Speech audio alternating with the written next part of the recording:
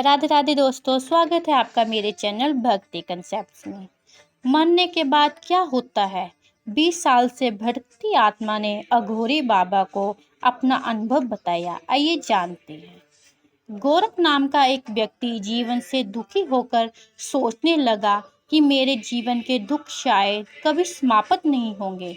इतना कुछ खराब हो चुका है कि मैं अपना जीवन भर भी कोशिश करूं तब भी कभी कुछ ठीक नहीं कर पाऊंगा। इसलिए अपनी जीवन लीला ही समाप्त कर देता हूँ।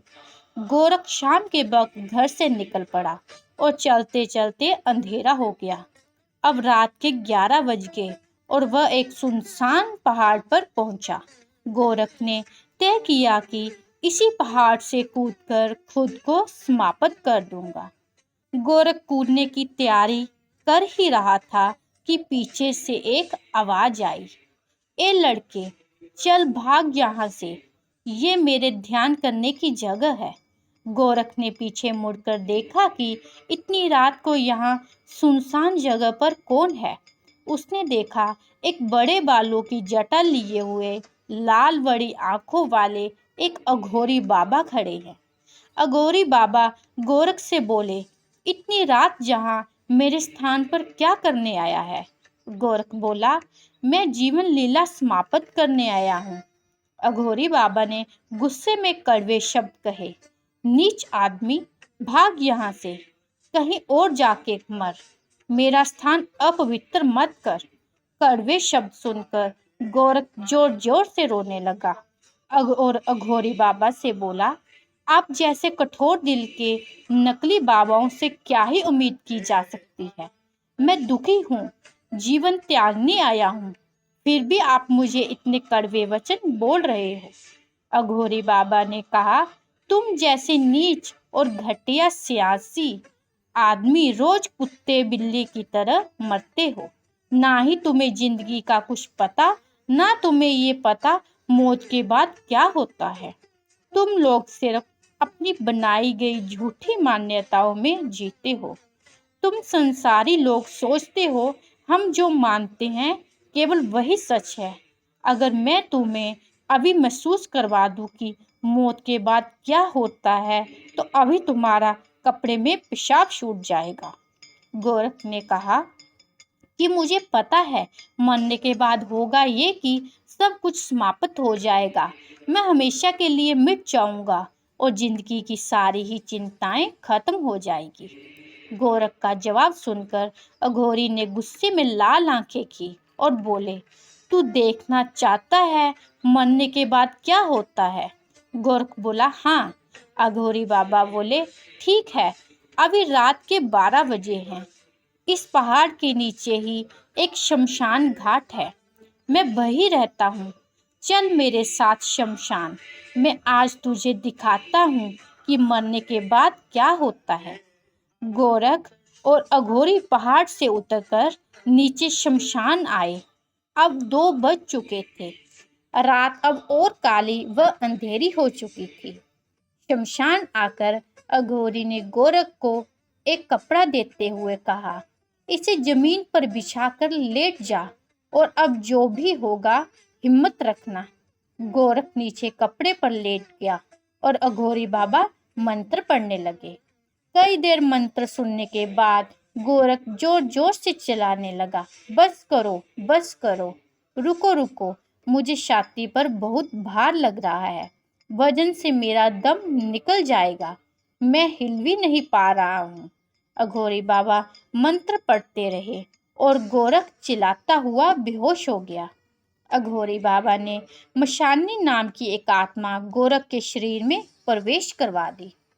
गोरख की आत्मा अब शरीर से बाहर निकल गई। अघोरी बाबा बोले, गोरख, अब तुम मर चुके हो, तुम्हारी आत्मा शरीर से बाहर आ चुकी है। ये देखो तुम्हारा मरा हुआ ये शरीर पड़ा है। गोरख अपने मृत शरीर को देखकर रोने लगा और बोला, कृपया मुझे वापस मेरे शरीर में प्रवेश दिलवाओ। अघोरी बाबा ने कहा, नहीं, बिल्कुल नहीं, मेरे पास बगल में देखो, एक मशानी नाम की आत्मा बैठी है। गोरख ने कहा, हाँ, मुझे मशानी की आत्मा दिख रही है। अघोरी बाबा ने कहा, गोरख, आज से 20 साल पहले इसी पहाड़ से कूदकर मशानी ने अपनी जान गंवाई थी। अब मशानी ही तुम्हें ये बताएगा कि मरने के बाद उसके साथ क्या हुआ। मशानी ने बताना शुरू किया। जब मैं जीवित था तब मैंने खूब पाप किए। मैं जीवन भर सिर्फ मन की बात मानकर चलता गया। वह मेरे मन ने मुझे बर्बाद कर दिया। जिंदगी से हताश होकर मैंने इसी पहाड़ से कूदकर खुद को नष्ट किया था। आज 20 साल हो गए। मेरी आत्मा भटक रही है और मैं काफी कष्ट में हूँ। गोरख ने पूछा, शरीर मर गया तो अब कष्ट किसको हो रहा है? मैंने सुना था आत्मा को तो कष्ट होता नहीं है। मशानी बोला, तुम ठीक कह रहे हो, लेकिन जब इंसान जिंदा होता है तो वो अच्छे बुरे कर्म करता है और मरने के बाद उन्हीं कर्मों के आधार पर उसे एक देह मिलती है जिसे यातना देह कहते हैं। मैं अभी यातना देह में हूँ, आत्मा बनकर 20 सालों से भटक रहा हूँ। गोरख ने पूछा, तुम्हें मुक्ति कैसे मिलेगी? मशानी ने कहा, मैं बहुत समय से एक सिद्ध महापुरुष की तलाश में था और कुछ दिन पहले ही ये अघोरी बाबा मुझे मिले। अब यही मेरी मुक्ति में मदद कर रहे हैं, वरना शायद मैं हजारों साल भटकता रहता। गोरख ने पूछा, इसका मतलब मरने के बाद कुछ खत्म नहीं होता? मशानी ने कहा, नहीं, बिल्कुल नहीं। अगर मरने के बाद आत्मा भी मर जाती तो मरने का कोई मतलब था? लेकिन आत्मा अमर है, वो कभी नहीं मरेगी। आत्मा अमर है, इसका मतलब है मरने के बाद आत्मा अपने कर्म के अनुसार फिर से नए शरीर की तलाश करेगी। जरा सोचो, 84 लाख अलग अलग जीवों में सबसे प्रथम स्थान पर मनुष्य शरीर को माना गया है। अब कोई इंसान ये सोचकर मर जाए कि मरने के बाद सब ठीक हो जाएगा तो वह पहले नंबर के मनुष्य होने से नीचे गिरकर कोई कीड़ा मकोड़ा या जानवर बन जाएगा। गोरख ने पूछा, इसका मतलब आत्मा अगर अमर है तो फिर मैं मनुष्य शरीर त्याग कर कीड़ा मकोड़ा बनकर क्या करूँगा? मशानी ने कहा, बिल्कुल, मैं भी तुम्हें यही समझाने की कोशिश कर रहा हूँ। गोरख ने पूछा, इसका मतलब आत्मा 84 लाख योनि में भटकते रहेगी? मुझे मनुष्य शरीर प्राप्त हुआ तो मैं संतुष्ट और खुश नहीं हूँ। अब मैं क्या करूँ? मशानी ने कहा, नहीं, तुम अगर भगवान की प्राप्ति कर लो तो मुक्त हो जाओगे और तुम्हें दोबारा 84 लाख योनियों में जन्म नहीं लेना पड़ेगा। तुम स्वर्ग या देवलोक चले जाओगे या तुम्हें मोक्ष की प्राप्ति हो जाओगी। गोरख ने पूछा, मुझे भगवान की प्राप्ति कैसे होगी? मशानी बोले, अब इसका जवाब तुम्हें अघोरी बाबा देंगे। गोरख ने अघोरी बाबा से प्रार्थना की, बाबा, मेरी आत्मा का प्रवेश दोबारा मेरे।